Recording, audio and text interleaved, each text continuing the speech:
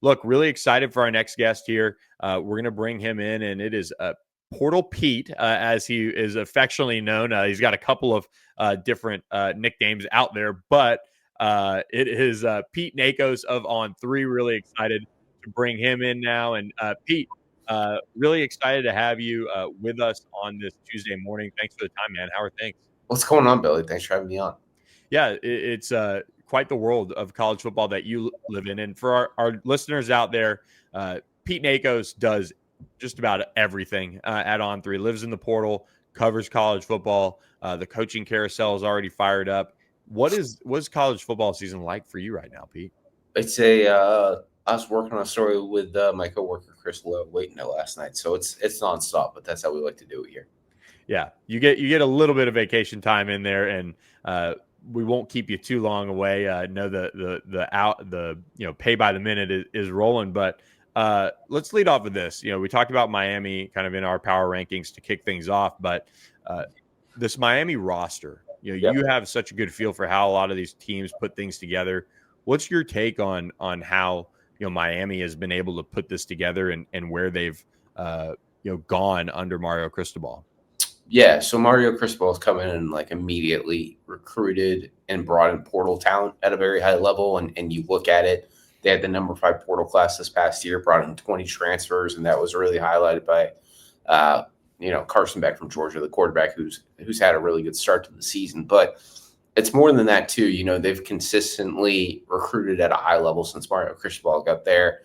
But they've also been funded by the necessary NIL dollars to win at a high level. And you look across the landscape, and you have Ohio State spending in the 35-40 million range. You got Texas Tech at over 28. I would say that Miami is in the right stratosphere it needs to be to compete for national championships.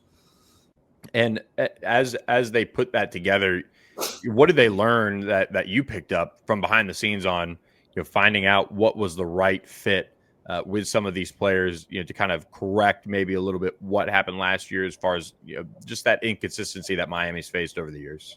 Yeah, so Miami hired a defense coordinator, Corey Heatherman from Minnesota this offseason. That's proven to be a really big hire. You have Ruben Bain, who has about 25 hurries through the start of the season right now, and he's not a transfer, but he's an edge rusher who Miami brought in as a high school recruit and is now really starting to showcase his talent under Corey Heatherman.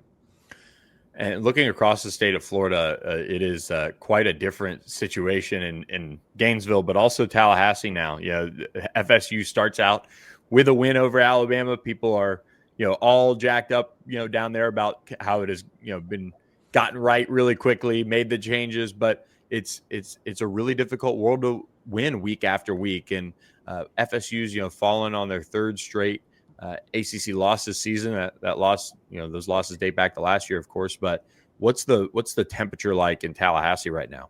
Yeah, so you look at a program that went 2-10 last season and started the season 3-0, but has now lost 3 consecutive games. And that that win to Alabama to open the year really, really kind of signaled okay, this is a turning point for Mike Norvell. But now the 3 straight ACC losses. And then you mix it in with the fact, too, that they went 2-10 last season. I'm going to be honest with you, too, Billy. He has a buyout that's north of $50 million. That it sits at about $54 million right now. So there's some very serious conversations going on right now at Florida State. But there are also some financial conversations, too, because trying to move from a coach that, has a buyout over $50 million. I know we saw James Franklin and Penn State just do it, but that's a large financial figure to have to swallow. And with FSU, this is a roster that you bring in a guy like Tommy Castellanos. And I think when we're talking about Miami and FSU, you could see it go really well bringing in a transfer quarterback, or maybe not what you've expected. And Tommy, I don't think is necessarily the issue down there, but what is your take on the landscape of transfer quarterbacks and how these teams sometimes get married up to them, and the behind the scenes world that goes into that versus maybe what is the right fit? Like Carson Beck has come into Miami and been that settling voice, a guy who's been a championship quarterback, and Tommy's certainly done a lot of good for FSU, but it hasn't come to the level they needed it. Yeah, the situation with Tommy right now is, he had ties to Gus Malzahn, the new offense coordinator, from their time at UCF. And then, in my opinion, I think it's worked mostly for Florida State and Thomas Castellanos. I think it's more of a story about how a lot of, Tommy's weapons around him have not been available. Squirrel White was out against Pitt, and Deuce Robinson exited, and Randy Pittman, the tight end from UCF, who's supposed to be, this really big player and part of the passing game, has been hit and miss this year. So I think it's at Florida State, you're looking at a program that has done everything to win now in the transfer portal, but you're also looking at a program that, if you continue to only dip in the transfer portal, I think it has some shortcomings in terms of depth. Let's talk about that transfer portal world that teams are having to live in right now. You have these coaches with these massive buyouts, like college ADs are undefeated at giving them out like candy. But you also have now a world where there's general managers. There's different levels of organization. I talked with Andrew Luck this past weekend. He is running the show at Stanford and whatever is next. And then you have other programs where maybe the GM is alongside the head coach. Some programs, are there any programs out there that don't have a GM really? Not many, but it's a world where how do you balance the going after a new coach and firing and paying all this money, or just improving your operation and your talent acquisition?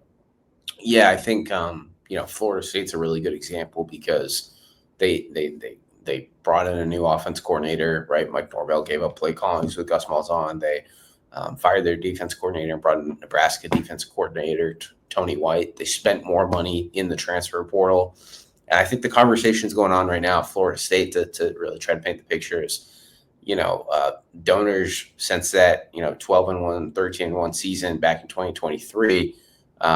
They've been all in on Florida State, and now you're going to have a conversation with how much more do donors want to go all in at Florida State if the on-field product isn't working out under Mike Norvell. And you mentioned the coaching carousel firing up again with James Franklin. Yep. That had to have been one of those stories that you'll remember where you were when you got that call, or the On3 team got the call that things were heating up, because you guys were out ahead of that one too.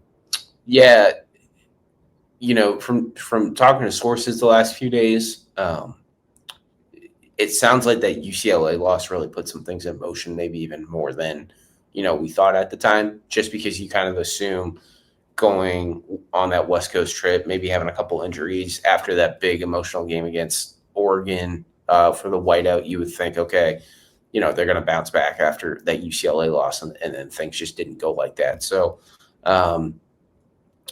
I also think James Franklin's AP top 25 record at Penn State played a role in that. I believe it was something like 4-21 during his time in Happy Valley against top 25 teams. So things like that led up to it, but I'd say it really ramped up in the last 2-3 weeks. Where do they go? I know Manny Diaz it was at least mentioned as somebody with some natural ties there. Of course, Matt Rule's getting a lot of buzz, but what's your early read on that, and maybe any ACC impact for this job? Yeah, so the only direct ACC impact I would anticipate right now is if Manny Diaz, becomes the top target. And from speaking to sources in like the first 48 hours of the search, it's really clear that Matt Rule and Curt Cignetti are at the top of the board. Matt Rule was at Temple with Pat Kraft, the athletic director at Penn State, and then obviously what Curt Cignetti's done in 2 seasons at Indiana, he's proven he can win at James Madison, at Elon, and he's only lost 2 games at Indiana, and they're to Ohio State and Notre Dame last year, and they played for the national title. And the coaching carousel doesn't stop with the ACC, though. Of course, Virginia Tech looking for a new coach. Brent Pry out after his run.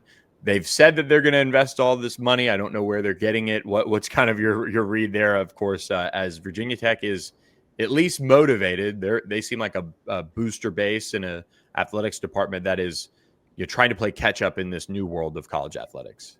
Yeah, so athletic director like Whit Babcock this summer kind of talked to the board of trustees at a meeting and said, "Hey, we have that $122 million athletics budget. We need to be closer to 229 at the end of the day if we're really going to compete."